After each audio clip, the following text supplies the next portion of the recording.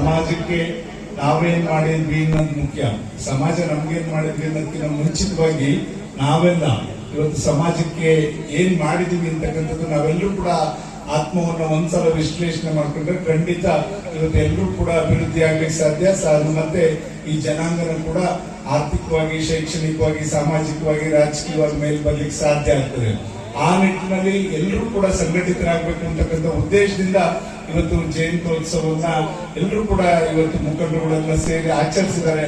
ಖಂಡಿತ ಇದಕ್ಕೆ ವಿಶೇಷವಾಗಿ ನಮ್ಮ ಉಪಸಭಾಪತಿಗಳು ಕೂಡ ಆಗಮಿಸಿರ್ತಕ್ಕಂಥದ್ದು ನಮ್ಗೆಲ್ಲರಿಗೂ ಕೂಡ ಹರ್ಷವನ್ನು ತಂದಿರ್ತಕ್ಕಂಥದ್ದು. ಅವರು ಪ್ರತಿ ವಾರ ನಾವು ಇಬ್ರು ಕೂಡ ಸೇರ್ತಾನೆ ಇರ್ತೀವಿ. ಅವರೇ ಅಧ್ಯಕ್ಷರು, ನಮ್ದು ಕಮಿಟಿಗೆ ಅವರೇ ಅಧ್ಯಕ್ಷರಿಂದ ಪ್ರತಿ ಗುರುವಾರ ಅವರ ಅಧ್ಯಕ್ಷತೆಯಲ್ಲಿ ನಾವು ಪಿಟಿಷನ್ ಕಮಿಟಿಯಲ್ಲಿ ಸೇರ್ತಾನೆ ಇರ್ತೀವಿ.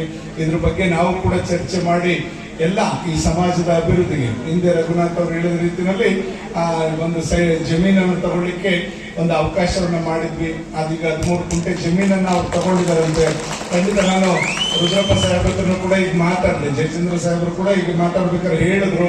ಖಂಡಿತ ಈಗ ಸುಮಾರು 1.5 ಕೋಟಿಯನ್ನ ಮುಖ್ಯಮಂತ್ರಿಗಳ ಹತ್ರ ಹೋಗಿ ನಾವು ಅವರೆಲ್ಲ ವಿಶೇಷವಾಗಿ ಅಲ್ಲಿಗೆ ಒಂದು ಸಮುದಾಯ ಭವನವನ್ನು ಹಾಕಿಸ್ಕೊಳ್ಳಿಕ್ಕೆ ನಾವು ಮುಂದಾಗ್ತೇವೆ ಅಂತಕ್ಕಂಥದ್ದನ್ನ ಈ ಸಂದರ್ಭದಲ್ಲಿ ಹೇಳ್ತಾ, ಖಂಡಿತ ಇವತ್ತು ನಮ್ಗೆಲ್ಲ ಕೂಡ ಹೆಮ್ಮೆ ಆಗ್ತದೆ. ನಾನು ಹೇಳ್ತಾ ಇದ್ದೆ ಮೊನ್ನೆ ಆಲ್ಸ್ಕಟ್ಟೆನಲ್ಲಿ ಮನೆಗೆ ಒಬ್ಬೊಬ್ರು ಅಧಿಕಾರಿಗಳಿದ್ರು.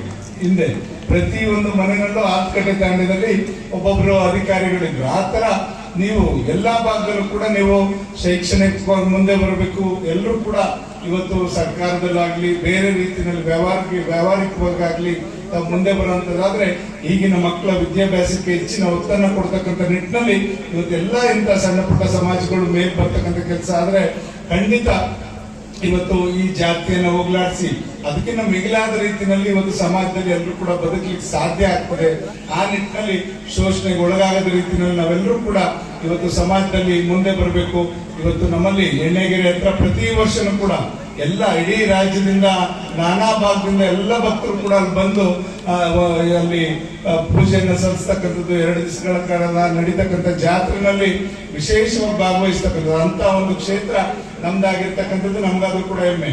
ಹಿಂದೆ ನಮ್ಗೊಂದು ಅವಕಾಶ ಸಿಕ್ತು, ಯಾವಾಗ ರಾಜಕೀಯವಾಗಿ ನಮ್ಮ ರಘುನಾಥ್ ಅವ್ರ ಮೇಲೆ ವಿಚಾರದಲ್ಲಿ ಅವತ್ತು ಕುಮಾರಸ್ವಾಮಿ ಅವರು ಮುಖ್ಯಮಂತ್ರಿ ಆಗ್ಬೇಕು ನಾಳೆ.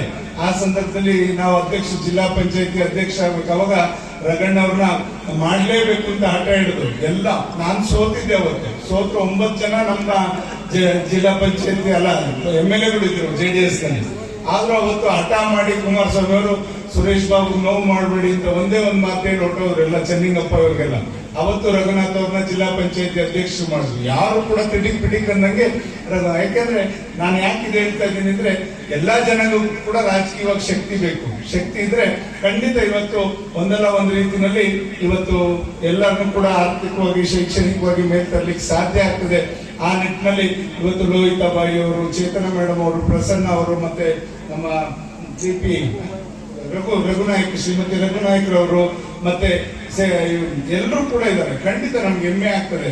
ಇವತ್ತು ಎಲ್ಲರೂ ಕೂಡ ಇವತ್ತು ಹಂತವಾಗಿ ಬೆಳೀತಾ ಹೋಗ್ಬೇಕು. ರಾಜಕೀಯವಾಗಿ ಒಂದೇ ಅಲ್ಲ, ಶೈಕ್ಷಣಿಕವಾಗೂ ಕೂಡ ಇವತ್ತು ಮಕ್ಕಳು ಒಳ್ಳೆ ಬುದ್ಧಿ, ಅವರ ವಯಸ್ಸಿಗೆ ಮೀರಿದಂತ ಬುದ್ಧಿಶಕ್ತಿ ಇರ್ತಕ್ಕಂಥ ಮಕ್ಕಳನ್ನ ನಾವು ಕಾಣ್ತೇವೆ. ಅಂತವ್ರನ್ನ ನಾವು ಇವತ್ತು ಉತ್ತೇಜನ ನೀಡಿ ಅವ್ರಿಗೆ ಆಸಕ್ತಿ ಇರ್ತಕ್ಕಂಥ ಒಂದು ಕಲಿಕೆಯನ್ನು ನಾವು ಕೊಟ್ರೆ ಖಂಡಿತ ಅವರು ಉತ್ತಮ ರೀತಿಯಲ್ಲಿ ಇವತ್ತು ಸಮಾಜ